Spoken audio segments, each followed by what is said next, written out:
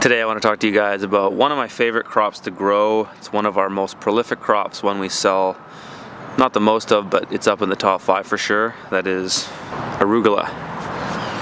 So arugula is a spicy salad green. Australians and New Zealanders know it as rocket, and in fact there is a variety of arugula that you can get in Canada and the States called rocket. So it's a pungent green. It's definitely an acquired taste. I find people either love it or hate it. People who love it obsess over it. I'm definitely in the middle. I like it, but I don't really make salads with arugula.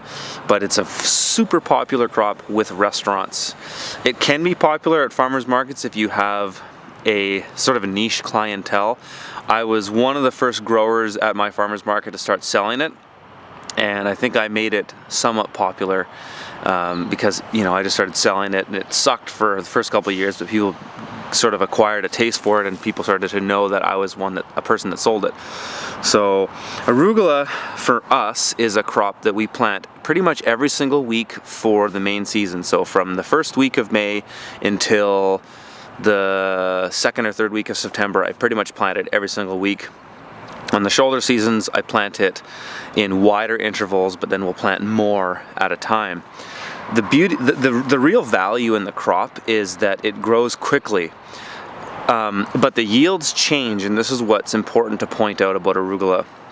In the spring and the fall, and even the winter, if you've got it in greenhouses, you'll get a higher yield. You'll also get more cuts, but the days to maturity will be a little bit longer. Average days to maturity for arugula are probably around 40 days. In the summer, I can plant it and it's ready to cut in 21 days. So that would be from anywhere in June until late August to be ready in about 21 days. On the shoulder seasons, it might take about 45 days and would vary in between 45 and 21 in that time. But in the spring and the fall, you can plant it. It might take longer to grow, but you'll get a higher yield per cut. So when we're first planting arugula in the spring, our first harvest of a 50-foot bed is sometimes close to 50 pounds. Maybe it's around 40, but then we'll get a second and third cut. And usually the yields will decrease a little bit each time during that period of the year. It's also important to point out that it depends on the variety you're growing. I'll talk about those in a minute. But the first cut you get will be the biggest yield, and then sometimes in the summer I'll just cut it once and then turn it over, because the second cut it'll start to flower and then it won't be worth as much. So this is what flowering starts to look like when you see these on your crop. Then you know it's starting to go to flower, and that's usually a sign that you might get one more cut and then that's it, because after you cut it and stress it, it's going to go to flower even more the next time.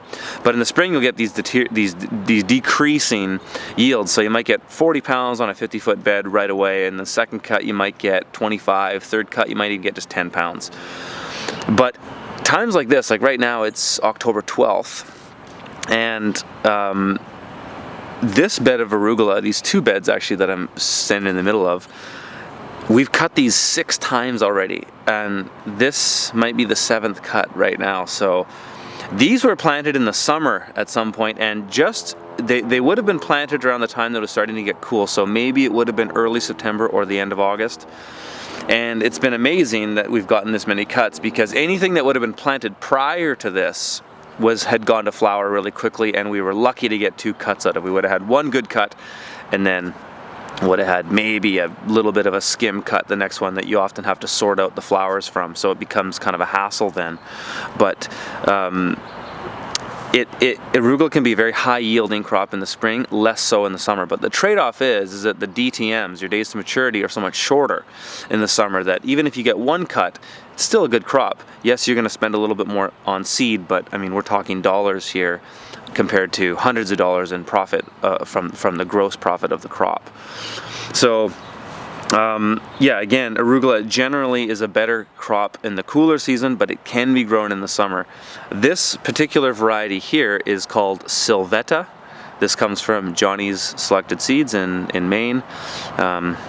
You can buy it from Johnny's. There's also another variety that I really like, which is a Canadian variety called Voyager. and that comes from William Dam. Those two have been my standards for many years. They're the sort of wild type arugula, which is the thicker leaf. It's more succulent and it's more pungent in flavor, whereas there's a mild arugula that's more of a rounded shape, oval type shaped leaf without the serrades like this, and it's more mild. I find chefs, generally speaking, like this one better. Maybe farmers market and CSA customers like the more mild one, but I mostly grow this stuff for restaurants, and we sell a lot of it. Some restaurants are buying 20 pounds, 40 pounds a week.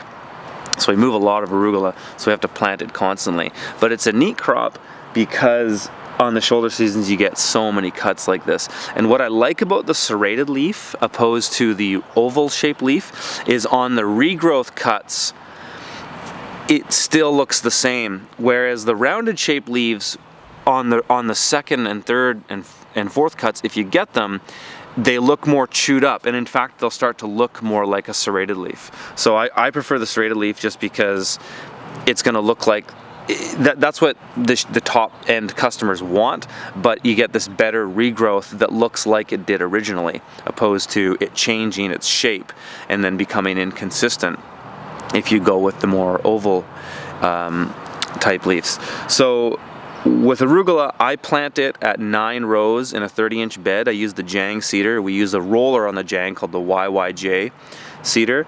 So we plant it fairly dense, but sometimes in the summertime, I plant it wider. So this summer, and this worked quite well for us this summer, we plant 9 rows on all the shoulder season stuff, the spring, the fall, even the late winter stuff that we plant in greenhouses. We do it 9 rows in a 30-inch bed with the Jang cedar, the YYJ roller. In the summertime, we go to 7 rows to just give it a little bit more space, and we find that the crop doesn't get as clustered together, and we get a better overall yield that way. So there's 2 different ways you can approach it. Generally, it's a very profitable crop, even if you do just get 1 cut. You know, if you do the math, say on this bed, we've cut this one particular bed, both of these, but let's just use the one example. On the first cut, during the summer, we don't get a very big yield, so we might only get 20 pounds of arugula on a 50-foot bed for 1 cut. But then if you get a second cut, let's just say that goes down to 15 pounds, and then your third cut you get 10 pounds, and your fourth cut you get 10 pounds. And we've probably been getting 10 pounds at least from each of these beds for the last number of cuts, because we're on cut 6 now. So that means that this one bed of arugula, let's just say it averaged out at $15 15 pounds per bed at $10 a pound.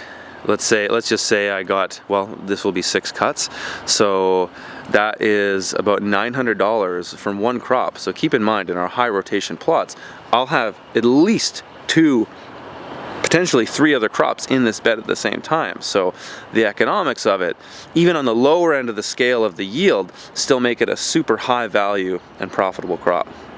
So I hope you guys have found that helpful. If you want to see more stuff like this, hit the subscribe button right now. Please like and share these videos with your friends, and check out my website, theurbanfarmer.co, where you'll find links to my online course and my one-day workshop and my book. All right, thanks for watching.